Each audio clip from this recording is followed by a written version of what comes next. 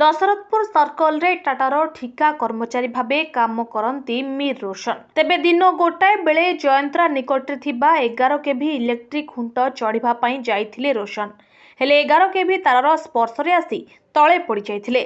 सूचना मुताबक इलेक्ट्रिक खुंटरे कोनोसी समस्या पई रोशन खुंट उपरकू चढ़िथिले, किंतु सांगरे थिबा अन्य कर्मचारी माने लाइन काटी नथिले, जहा फଳରେ 11 केभी स्पर्शरे आसी रोशन तळे पड़ी जाइथिले।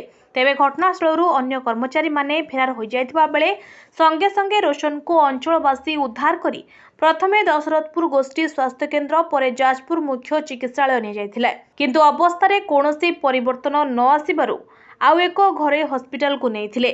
तेबे एभली घटना रोशन को सह गत किछि दिन तळे मध्य होइथिला।